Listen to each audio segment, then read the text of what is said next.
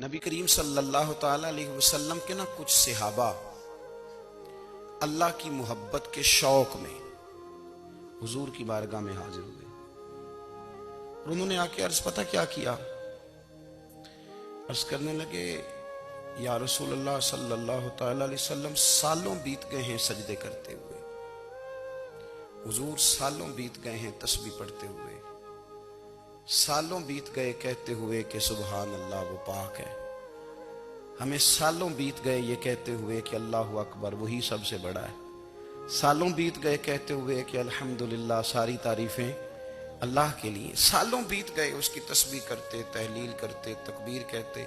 حضور اب نہ ہمارا اپنے رب سے ملنے کو جی چاہتا ہے، کبھی اے حقیقت منتظر نظر آ نہ لباس مجاز میں، لاکھوں سجدے تڑپ رہے ہیں میری جبین نیاز میں۔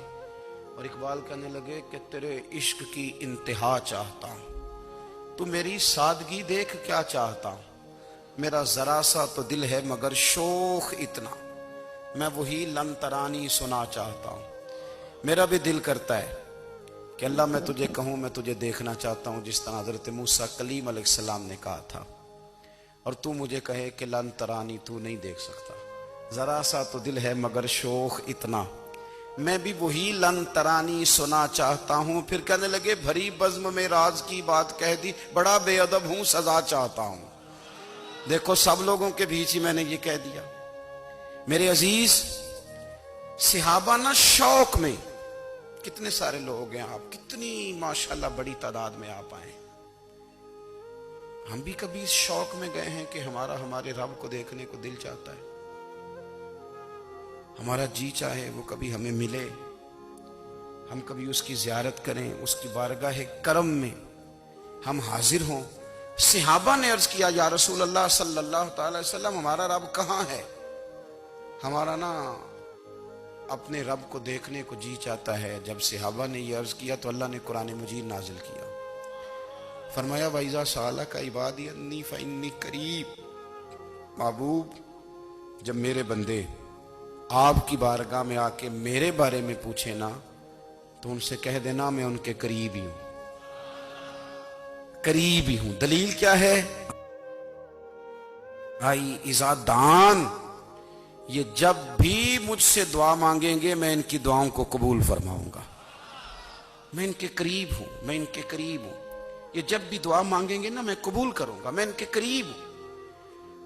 اللہ تبارک و تعالیٰ کے بندے اللہ سے محبت کرتے، رب کی بارگاہ میں جھکتے، اس کو اپنے دکھ سناتے، اس کے پیارے محبوب صلی اللہ تعالی علیہ وسلم کا وسیلہ لے کے اس کے حضور حاضر ہو جاتے، پیشانیاں سجدوں سے روشن ہوتی۔ ہم نہ ہر چیز کے لیے وقت نکالتے ہیں، ہر چیز کے لیے، لیکن عبادت کے لیے وقت نہیں نکالتے۔ ہر شے آباد ہے، ہر شے، ہماری فیس بک بھی آباد ہے، واٹس ایپ بھی آباد ہے، ہمارے ٹویٹر بھی آباد ہیں، ہماری ہر چیز آباد ہے، سب سے کم آباد ہمارا مصلی رہ گیا ہے، سب سے کم۔ وہ لوگ اب ڈھونڈنے سے ملتے ہیں جن کی بغل میں مصلی ہوتا تھا۔ میرے بھائی آپ کتنا کو دنیا کے پیچھے بھاگو گے تھکا دے گی، کتنا دولت کے پیچھے بھاگو گے تھکا دے گی۔ آپ جب اپنی زندگی میں جمع تفریق کرو گے نا تو مرتے وقت احساس ہوگا کہ سارا کچھ تو لوگوں کے لیے کیا، اپنے لیے تو کر ہی کچھ نہیں سکے۔ اور ہم عبادت کے معاملے میں بہانے بازی بھی کرتے ہیں، ہم کہتے ہیں اوخو رزق کمانا بھی تو عبادت ہی ہے نا، میں حلال روزی کے لیے جا رہا ہوں یہ بھی تو عبادت ہے نا۔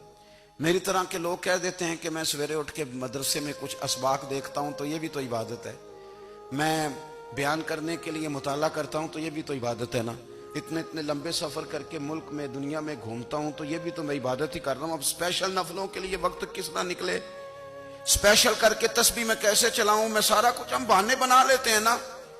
میرا سوال یہ ہے کہ یہ ساری باتیں صحابہ کو، نبی کریم کو، دیگر لوگوں کو بھی تو پتہ تھی نا، لیکن آپ غور تو کریں 23 سال حضور کو وقت ملا، مختصر وقت ظاہراً تبلیغ کرنے کے لیے، پوری دنیا میں دین بھی پھیلانا ہے، گھر میں 11 ازواج ہیں، 4 بیٹیاں ہیں، ان کی اولادیں، سارے کام کاج بھی دیکھنے ہیں، لیکن سیدہ طیبہ طاہرہ حضرت عائشہ صدیقہ رضی اللہ تعالیٰ عنہ فرماتی ہیں سارا دن تبلیغ کرتے، ہر غلام کے دکھ سنتے، گھر میں آتے تو اپنے گھر والوں کا خیال کرتے، کام میں ہمارا ہاتھ بٹاتے۔ قربان جاؤں، کہتی ہیں زمانہ سارا سو جاتا لیکن آمنہ کے لال مصلی بچھا لیتے۔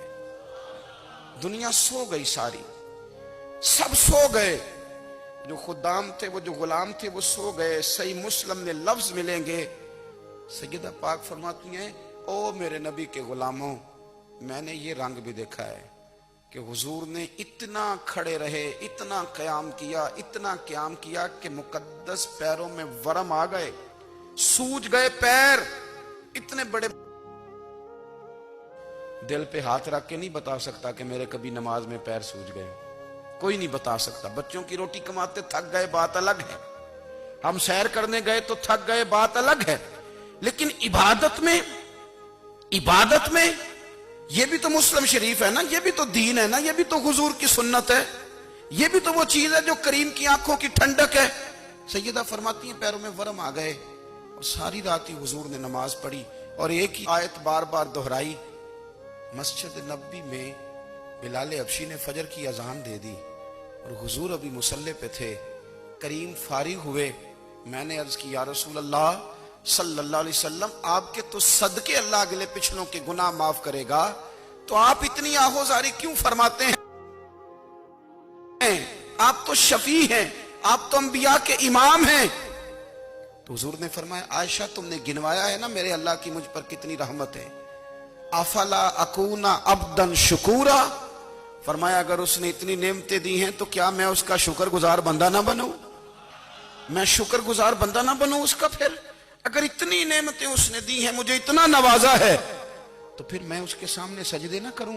او میرے بھائی، بڑے قابل فخر لوگ ہیں ہم کہ ہم نبی پاک کے غلام ہیں، ہم قابل فخر ہیں کہ نبی کریم کے غلام ہیں۔ کیا کبھی اس غلامی کے شکرانے میں بھی 2 نفل پڑھے ہیں کہ یا اللہ تیرا شکر ہے تو نے ہمیں حضور کا غلام بنایا ہے؟ یاد رکھیں کہ اپنی روحانی زندگی کو آباد کریں۔